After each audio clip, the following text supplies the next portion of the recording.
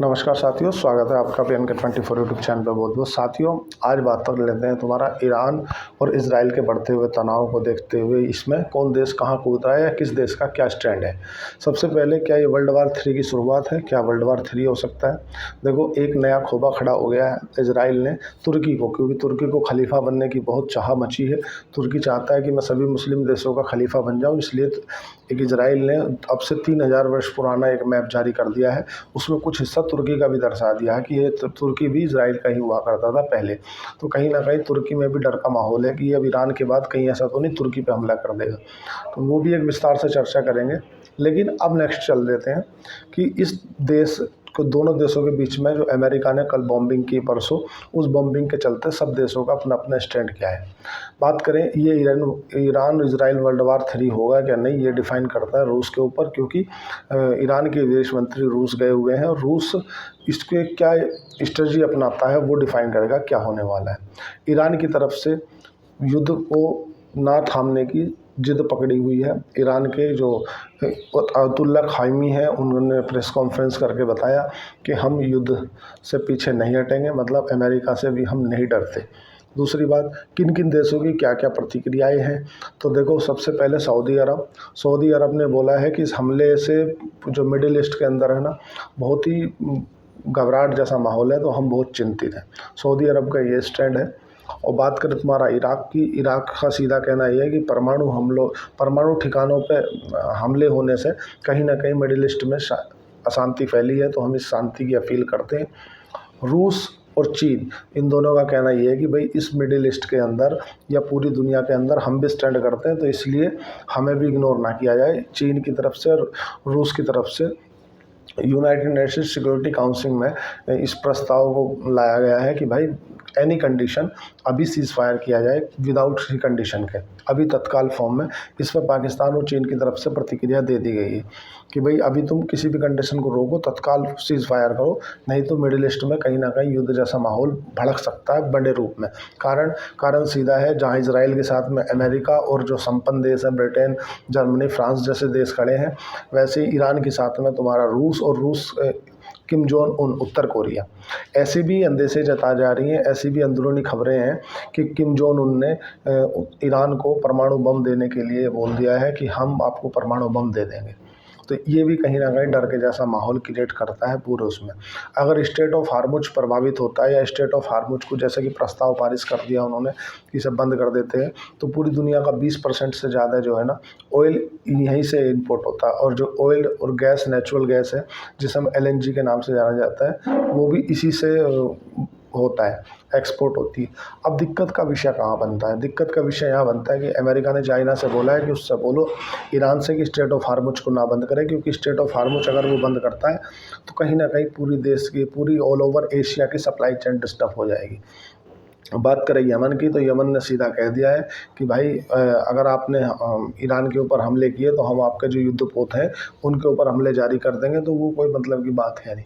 फ़िलिस्तीन की बात करें, फ़िलिस्तीन कह रहा है कि भाई सभी देशों को इसमें साथ आना चाहिए, ये जो है कहीं ना कहीं मिडिल ईस्ट को तबाह करने के लिए इजराइल कर रहा है। फ़िलिस्तीन का तो उनका पुराना है, तो इसलिए फ़िलिस्तीन ने इस तरह के बयान जारी किए।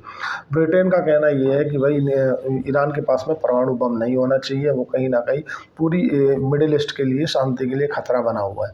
इसीलिए ऐसा ही ओमान का भी कहना है। ओमान कह रहा है कि यूएस पे हुए हमलों को लेकर के हम बेहद चिंतित हैं, और पूरी मिडिल ईस्ट में जितने भी देश हैं ना, ज़्यादातर जो मुस्लिम कंट्री हैं वो केवल चिंता बयान कर रही हैं और बाकी कुछ नहीं कर रही। जर्मनी का कहना ये है कि शांति से बात को निपटाया जाए, ना कि इस मामले को ज़्यादा उलझाया जाए। हम भारत कहाँ खड़े हैं? भारत ने फ्रांस के जो तुम्हारा ईरान के राष्ट्रपति हैं उनसे भी बात की है, प्रधानमंत्री से बात करके उन्होंने बोला है बाद में भी कितना नुकसान हो जाएगा, तुम इजराइल को मार लोगे या इजराइल तुम्हें मार लेगा, उसके बाद में भी टेबल पे बैठ के बात होनी है। तो नरेंद्र मोदी की तरफ से अपील की गई है कि भाई इसे बात को बैठ के निपटाओ, मामले को शांति से निपटाओ, ना कि हल्ला एक दूसरे का बड़े विवाद को बढ़ाना। क्योंकि उत्तर कोरिया का स्पष्ट समर्थन है कि भाई मैं ईरान को समर्थन देता हूँ, उसी की संप्रभुता पर खतरा है इस तरह के जो हमले होते हैं। चीन ने, रूस ने यूनाइटेड नेशन सिक्योरिटी काउंसिल में एनी कंडीशन सीज़ फायर के लिए एक प्रस्ताव लाया है। उस प्रस्ताव पे अगर कोई वीटो नहीं आता है, तो अगर वो प्रस्ताव पास हो जाता है तो एनी कंडीशन सीज़ फायर करनी पड़ेगी। अब बात समझो कि पूरे देश में जैसे कि भारत में भी और सब देशों में भी चिंता का माहौल बना हुआ है कि यार बाज़ार का क्या होगा, शेयर बाज़ार का क्या होगा। साथ में देखो शेयर बाज़ार में आपको ये बात मान के चलनी पड़ेगी, पैनिक नहीं होना चाहिए, चिंता होनी चाहिए, डर होना चाहिए। शेयर बाज़ार में अगर आप काम करते हो तो डर एक स्वाभाविक है, होना चाहिए, लाजमी। लेकिन डर में और पैनिक में फ़र्क है। पैनिक इसलिए नहीं होना चाहिए कि देखो हम स्टेट ऑफ हार्मुज से या तो गैस खरीदते हैं और या फिर क्रूड ऑयल खरीदते हैं, और क्रूड ऑयल से कहीं ना कहीं पूरे देश में क्रूड ऑयल का एक मैन, क्योंकि लगभग 85% जो भारत की जो अर्थव्यवस्था है ना वो इंपोर्ट पर निर्भर है। क्रूड ऑयल हमारे यहाँ तो होता नहीं है, क्रूड ऑयल तो हम दूसरे देशों से खरीदते हैं, जैसे रूस हो गया, इराक हो गया, सऊदी हो गया, यूएई हो गया, यूएसए हो गया, कुवैत हो गया, या साउथ कोरिया हो गया, उत्तर कोरिया नहीं साउथ कोरिया, नाइजीरिया हो गया, या तुम्हारा वेनेजुएला हो गया, या तुम्हारा मैक्सिको हो गया। ऐसे देशों से भारत तेल खरीदता है।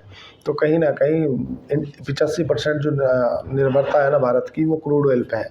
क्रूड ऑयल महंगा हो जाएगा मतलब डीजल पेट्रोल महंगा हो जाएगा, डीजल पेट्रोल महंगा हो जाएगा, सीधी सी बात है लॉजिस्टिक कॉस्ट महंगी हो जाएगी। लॉजिस्टिक कॉस्ट महंगी होने से क्या होगा, पूरे देश में महंगाई हो जाएगी, जो कि अभी महंगाई हमारी कंट्रोल में है। इसीलिए अमेरिका ने चाइना से बोला है कि भाई उससे बोलो स्टेट ऑफ हार्मुज को ना डिस्टर्ब करे, क्योंकि स्टेट ऑफ हार्मुज को अगर वो डिस्टर्ब करता है तो अमेरिका अगर फिर ईरान का आमने सामने से युद्ध हो जाएगा। और इतना ईरान भी जानता है कि अमेरिका के साथ में भिड़ना मतलब 32 देशों के साथ में भिड़ना, 32 देश मतलब नाटो। तो इसीलिए वो स्टेट ऑफ हार्मुज को बंद कर रहा है, जिससे इंटरनली जो और देश है ना जिनकी अर्थव्यवस्था डिस्टर्ब होगी ना, वो अमेरिका पे प्रेशर बनाए और ऐसे युद्ध को इन दो देशों के बीच में ही रहने दे, ईरान और इजराइल तक ही। क्योंकि अमेरिका अगर सामने आ जा रहा है तो कहीं भी दो देश है ना, और भी दो देश, रूस भी इसीलिए थोड़ा सा पीछे हट रहा है कि रूस नहीं चाहता कि मेरे ऊपर सेकेंडरी सेंक्शन लग जाए। अभी तो प्राइमरी सेंक्शन लगे हैं, जितने भी रूस के ऊपर लगे हैं प्राइमरी सेंक्शन है। प्राइमरी सेंक्शन का मतलब सीधा सही है, अगर क्रूड ऑयल का भाव 70 रुपये है तो आपको 60 रुपये से नीचे बेचना है, ये प्राइमरी सेंक्शन कहलाता है। अगर सेकेंडरी सेंक्शन लगा दिए कि अमेरिका ने रूस के ऊपर सेकेंडरी सेंक्शन लगा दिए, तो सेकेंडरी सेंक्शन का मतलब ये है कि अगर रूस 60 में तो बेच ही रहा था, लेकिन जो देश रूस से व्यापार करेगा ना वो सेंक्शन उस देश पर भी लागू होगा। तो ऐसा अभी जो यूरोपियन यूनियन है, जो यूरोप के देश है, उन्होंने एक ऐसा बजट पास किया है, मतलब एक ऐसा प्रस्ताव पास किया है जिससे भारत क्या करता है, भारत जो रूस से तेल खरीदता है उस तेल को प्रोसेसिंग करता है, उसका जो डीजल है वो यूरोपियन यूनियन के देशों को बेच देता है। तो उससे हमारे जो मार्जिन है ना उस पर भी इफेक्ट पड़ने वाला है। ऐसा एक प्रस्ताव लाए हैं यूरोपियन यूनियन वाले देश। अब बात कर लेते हैं भारत को इसमें कितनी चिंता करने की बात है। देखो भारत तो चिंता करने का कोई विषय नहीं बनता, कारण हमारे पेट्रोलियम मंत्री जो है हरदीप सिंह पुरी ने सीधा कहा है कि हमारे पास में अल्टरनेटिव जो रास्ते हैं वो अवेलेबल हैं, इसलिए चिंता करने की कोई बात नहीं है। जो सप्लाई है वो हमारे पास में प्रॉपर है, घबराने की कोई ज़रूरत है नहीं। अभी हमारे पास में अन्य से भी सोर्सेज है। देखो क्या है, अगर बात करें भारत ने क्या कब से सीखा, 1988 में जब ईरान और इराक के बीच में युद्ध हुआ, उस समय भारत जो है घोर मंदी में चला गया था। उसी से भारत ने सीख ली कि भाई हमें जो है किसी भी एक के ऊपर निर्भरता नहीं रखनी। वैसे भी ईरान के ऊपर साथियों जब से सैंक्शन लगे हैं ना, तब से ईरान से भारत बहुत कम ही व्यापार करता है। भारत का ईरान के साथ में, भारत वहाँ से जो तुम्हारा ड्राई फ्रूट वगैरह लेता है और भारत उनको चावल, राइस, इस तरह के जो प्रोडक्ट है वो सप्लाई करता है। ईरान से कांच के बर्तन या इस तरह का जो प्रोडक्ट है वो लेता है। मतलब तेल तो बहुत कम ही मात्रा में लेता है ईरान से, भारत तेल नहीं लेता। बट स्टेट ऑफ हार्मुज में कहीं ना कहीं ईरान का अधिकार है, क्योंकि जो स्टेट ऑफ हार्मुज है उसके पास में छोटे छोटे आइलैंड है जिनको ईरान होल्ड करता है, इसलिए ईरान का उस पर दबदबा है। बात करें अगर नेक्स्ट कि अगर मैं आपको 2024 का आंकड़ा बताऊं, देखो पहली बात तो भारत ईरान से इतना तेल नहीं लेता। सबसे ज़्यादा अगर भारत किसी से तेल लेता तो रूस से लेता है। लगभग 45% के आसपास भारत रूस से तेल लेता है। जितनी टोटल सप्लाई है उसका 45% भारत रूस से लेता है, और बाकी देशों में सब आते हैं, रूस, वेनेजुएला, यूएस, इराक, सऊदी अरब, यूएई है ना, ओमान। तो यहाँ से हम तेल खरीदते हैं। अगर बात करें, मैं आपको 2024 के डाटा की बात करता हूँ साथियों कि 2024 में हमने कितने बिलियन डॉलर का किस देश से क्रूड ऑयल खरीदा। तो साथियों अगर बात करें यूएसए की, तो हम बात करें रूस की, शुरू से रूस से चालू करते हैं। तो रूस से हमने 45 बिलियन डॉलर का कच्चा ऑयल खरीदा, मतलब क्रूड ऑयल खरीदा। उसके दूसरे नंबर पे आता है इराक, इराक से 28 बिलियन डॉलर का क्रूड ऑयल खरीदा हमने। तीसरे नंबर पे आता है सऊदी, सऊदी से 23 बिलियन डॉलर का क्रूड ऑयल खरीदा। चौथे नंबर पे आता है यूएई, यूएई से 8 बिलियन डॉलर का हमने क्रूड ऑयल खरीदा। ये आंकड़ा जो है साथियों, ये 2024 का आंकड़ा है। अगर बात करें तुम्हारा यूएसए का, तो यूएसए से भी हमने लगभग 7 बिलियन डॉलर के आसपास का क्रूड ऑयल परचेस किया। कुवैत से 5 बिलियन डॉलर का क्रूड ऑयल परचेस किया। और हमने बात करें साउथ कोरिया की, तो साउथ कोरिया से भी 2 बिलियन डॉलर के आसपास का हमने क्रूड ऑयल परचेस किया। नाइजीरिया से भी 2 बिलियन डॉलर के आसपास इनपुट किया। और वेनेजुएला से भी 2 बिलियन डॉलर के आसपास एक्सपोर्ट हमने इनपुट किया। और मेक्सिको से भी लगभग 2 बिलियन डॉलर के आसपास हमने इनपोर्ट किया। देखो सीधी सी बात है, हमारी जो टोटल सप्लाई है, जितना भी हम क्रूड ऑयल इंपोर्ट करते हैं ना, उसमें से सबसे ज़्यादा इंपोर्ट करते हैं हम रूस से। 45 बिलियन डॉलर रूस से, 23 बिलियन डॉलर इराक से इंपोर्ट करते हैं। और लगभग 23 बिलियन डॉलर ईरान से इंपोर्ट करते हैं, इराक से। तो इसलिए हमारी जो इंपोर्ट की सप्लाई है ना, वो किसी एक देश के ऊपर निर्भर नहीं है। कारण सीधा है कि भारत ने बहुत कुछ सीख ली है इराक और ईरान के युद्ध से। जब इराक और ईरान का युद्ध हुआ 1980 से 1988 के बीच में, तब भारत घोर मंदी में चला गया। तो उस मंदी का जो कारण था वो ये था कि भारत की जो निर्भरता थी ना, वो किसी एक ही देश पर थी। तो वो कहीं ना कहीं भारत को नीचे की ओर धकेल गई और भारत ऐसी घोर मंदी में चला गया कि भारत को अपना सोना तक गिरवी रखना पड़ा। आज भारत ने वो सीख ले ली है। हमारे पेट्रोलियम मंत्री हरदीप सिंह पुरी ने बोला भी है कि आपको चिंता करने की कोई बात नहीं है, हमारे पास में प्रॉपर सप्लाई है, इसलिए घबराने की कोई बात नहीं। होता क्या है कि जैसे लोगों के पास में खबर पहुंचती है कि स्ट्रेट ऑफ हार्मुज बंद हो रहा है, स्ट्रेट ऑफ हार्मुज बंद होने से जो क्रूड ऑयल की सप्लाई है वो बाधित हो जाएगी। तो लगभग हम अगर बाधित भी होगी, हालांकि अभी तो ये होगी या नहीं होगी ये चीज़ डिफाइन करेगी कि उनकी जो सिक्योरिटी काउंसिल है वो क्या बोल रही है। क्योंकि अगर वो इसको बोल देते हैं कि हाँ हमें इसे बंद करना है, तो फिर उनको स्ट्रेट ऑफ हार्मुज पर भी युद्ध लड़ना पड़ेगा अमेरिका के साथ में। क्योंकि एक तरफ से अमेरिका इसकी सुरक्षा की गारंटी लेता है, मतलब अमेरिका के भी वहाँ पे युद्धपोत बने हुए हैं ईरान में, इराक में, कुवैत में, यूएई में, ओमान में। वो इसीलिए बने हैं कि कोई स्ट्रेट ऑफ हार्मुज को प्रभावित ना कर दे। ठीक है, अगर ये प्रभावित होता है और अमेरिका ने चीन की मदद मांगी है, और चीन का लगभग 90% जो क्रूड ऑयल है ना वो ईरान से खरीदता है चीन। तो इसीलिए चीन को सबसे ज़्यादा नुकसान होगा। तो अमेरिका ने बोला है कि यार इसे समझाओ, क्योंकि अगर सपोज करो झगड़ा मेरा और आपका हो रहा है और आप मुझे तो कुछ कह नहीं रहे, ईंट इस व्यक्ति का मार रहे हो, तो आप भाई सीधी सी बात है नुकसान तो मेरे को होना चाहिए। जबकि स्ट्रेट ऑफ हार्मुज के बंद होने से अमेरिका को कोई नुकसान नहीं होने वाला, न इसराइल को नुकसान होने वाला। नुकसान जिसे भी होगा एशियन कंट्रियों को होगा, जिसमें तुम्हारा पाकिस्तान आता है, भारत आता है, तुम्हारा चाइना आता है, बांग्लादेश आता है, या तुम्हारा म्यांमार आता है, या जो जितने भी इंडोनेशिया आता है। ये जो एशियन कंट्री है ना, इन कंट्रियों को नुकसान है स्ट्रेट ऑफ हार्मुज के बंद होने से। क्योंकि जो फारस की खाड़ी है, जो अरब सागर में आने का जो रास्ता है ना तेल लेके, वो स्ट्रेट ऑफ हार्मुज है। और स्ट्रेट ऑफ हार्मुज के डिस्टर्ब होने से सबसे ज़्यादा नुकसान चीन, भारत, बांग्लादेश, पाकिस्तान जैसे देशों को है। देखो चाइना ने, तो मैं जो स्ट्रेट ऑफ मलक्का की बात कर रहा था, स्ट्रेट ऑफ मलक्का को जाने में चाइना को लंबा रास्ता क्रॉस करना पड़ता था। पूरा तुम्हारा हिंद महासागर क्रॉस करके तुम्हारा फिर जो है बांग्लादेश के होते हुए, अंडमान के रास्ते होते हुए जब जाना पड़ता था चाइना को। तो चाइना ने सीपेक्स के रास्ते, चाइना पाकिस्तान इकोनॉमिक कॉरिडोर के रास्ते, जो उनका ग्वादर बंदरगाह है ना पाकिस्तान का, वहाँ पे उन्होंने अपना हब बनाया और पूरा का पूरा वहीं ईरान से तेल लेते और वहीं से मतलब जो उनका ग्वादर बंदरगाह है वहीं से माल उतारा और सीधा रोड के माध्यम से चाइना में पहुंचा देते। तो इसीलिए इनके चाइना बेल्ट इकोनॉमिक कॉरिडोर के माध्यम से चाइना को सरल रास्ता पड़ जाता हो। इधर से बहुत दूर पड़ता हो, कहीं कहीं साल में मतलब 6-6 महीने लग जाते समुद्री मार्ग में। ऐसा नहीं, मतलब समुद्र में तो। दूसरी बात कि वो जो स्ट्रेट ऑफ हार्मुज है ना, इसकी जो चौड़ाई है ना साथियों, ये 31 किलोमीटर है मात्र। मतलब इतनी कोई ज़्यादा चौड़ाई नहीं है जिसको ब्लॉक नहीं किया जा सकता, कम चौड़ाई है। थोड़ा सा रास्ता स्ट्रेट ऑफ उसका ओमान का भी लगता है। अब देखने योग्य बात ये रहेगी कि चाइना का इस पर क्या स्टैंड आता है। क्योंकि अगर बात करें हमारा, तो हमारा लगभग 50 बिलियन बैरल डॉलर हम प्रतिदिन कंजप्शन करते हैं। मतलब भारत का जो प्रतिदिन बैरल का कंजप्शन है ना, वो 50 लाख बैरल प्रतिदिन का है। और जो चाइना का है वो है 1 लाख पर बैरल प्रतिदिन का। तो हमसे दुगना कंजप्शन है चाइना का, क्योंकि चाइना के पास में इकनॉमी है, बड़ी इकनॉमी है, तो बड़ी फैक्ट्री है, मशीनरी है, मैन्युफैक्चरिंग हब है, तो सारी बात है डीजल पेट्रोल उनकी सबकी उनकी कंजप्शन ज़्यादा है। तो कहीं ना कहीं अगर स्ट्रेट ऑफ हार्मुज बंद होता है तो ज़्यादातर नुकसान होगा चाइना को। भारत को होगा क्योंकि भारत इसलिए बच जाएगा कि भारत के पास में और भी रास्ते खुले हुए हैं, इसके अल्टरनेटिव हैं भारत के पास में।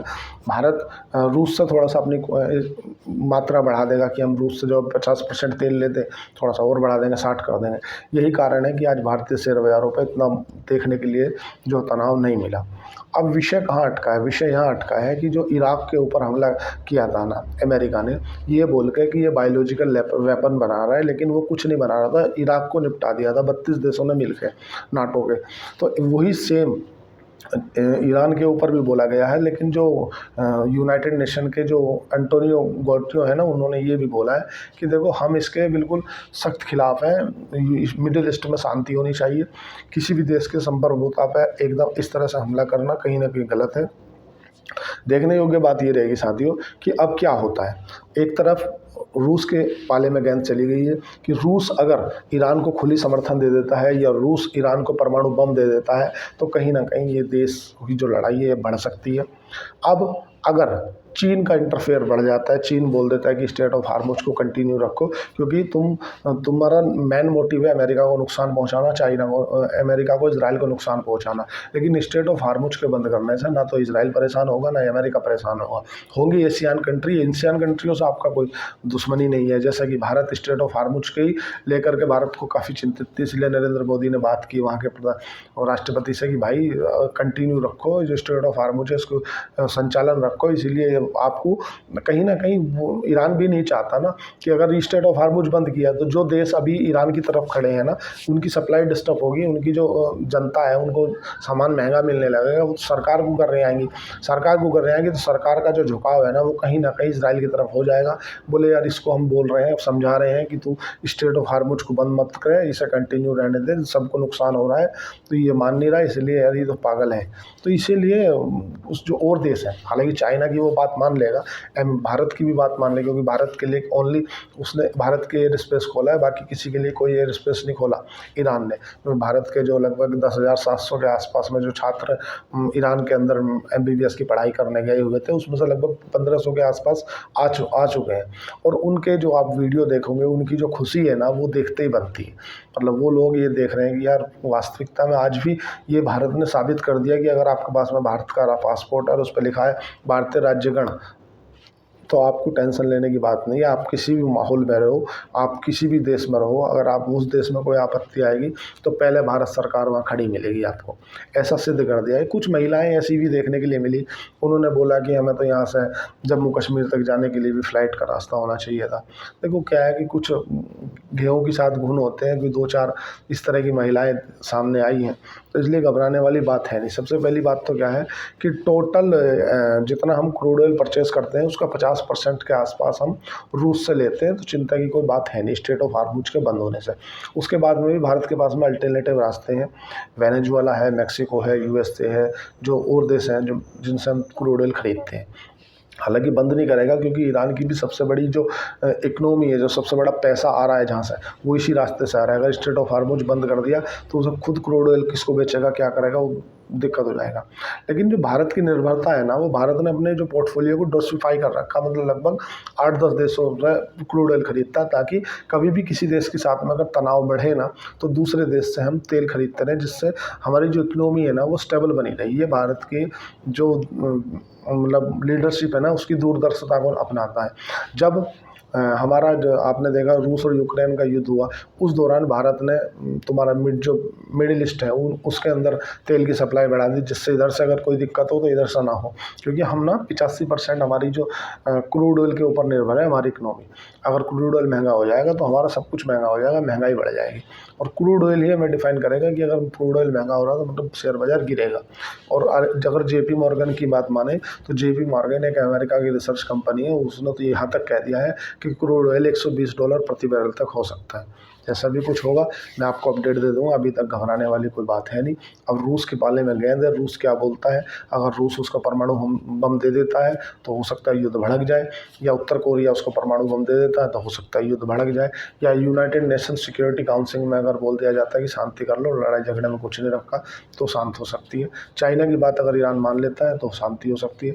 भारत की बात ईरान मान लेता है कि यार झगड़े में कुछ नहीं रखा, शांति कर लो, स्टेट ऑफ हार्मोज को कंटिन्यू रखो, क्योंकि दुनिया की जो सप्लाई चेन है वो डिस्टर्ब हो जाएगी, तो हो सकता है सब ठीक हो जाए।